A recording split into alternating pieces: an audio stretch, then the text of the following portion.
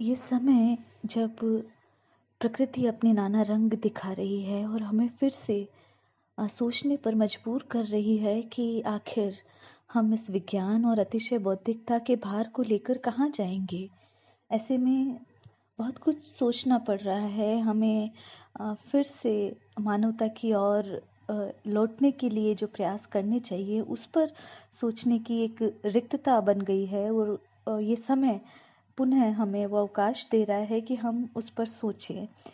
तो इस समय में जब एक विपद हम सभी पर आया है, उस समय स्वस्ति कामना के रूप में एक कविता मैं प्रस्तुत करना चाहती हूँ। और अनंत जी के आग्रह पर ये कविता यहाँ। एक रात एक दुस्वप्न देखा था। एक रात एक दुस्वप्न देखा था जब पूर्णमासी का चांद खिड़की पर प्रहरी बन खड़ा था और हवा में पीपल के पत्ते झर रहे थे। सांस में सांस घुल रही थी, पर कोई खेद युक्त स्वर से यह कह रहा था, तुम्हें इस पृथ्वी से स्नेह करना था।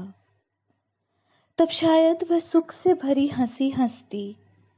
यह तुम्हारा संसार था, इस पर विचरने वाले जीव तुम्हारे बंधु बांधव।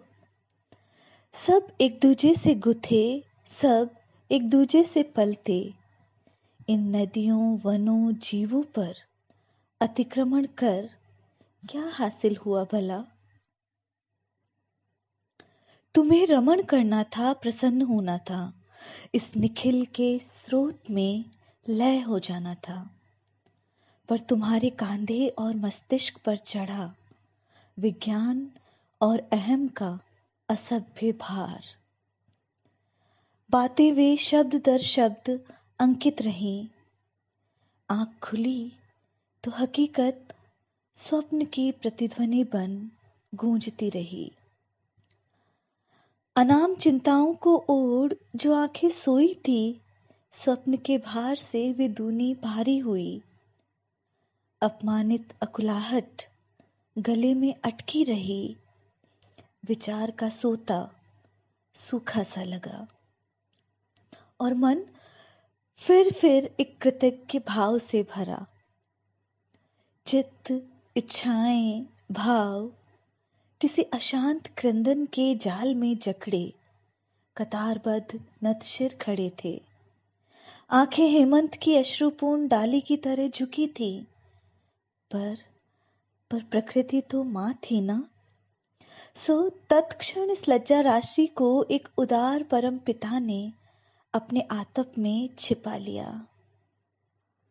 सो तत्क्षण इस लज्जा राशि को एक उदार परम पिता ने अपने आतप में छिपा लिया।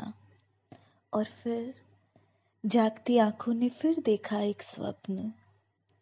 वो पृथ्वी नवयौवना सी हरी भरी हो हंसती थी और जन मन वन उस पर निर्भीक गुलाचे भरता था। दिगंत की करुण आहों के बीच एक नवजात सौंदर्य खिल खिल खिलता था। यूं एक स्वप्न था और एक हकीकत, पर सांसें इन्हीं दोनों के बीच कहीं अटकी थी। पर सांसें इन्हीं दोनों के बीच कहीं अटकी थी। धन्यवाद।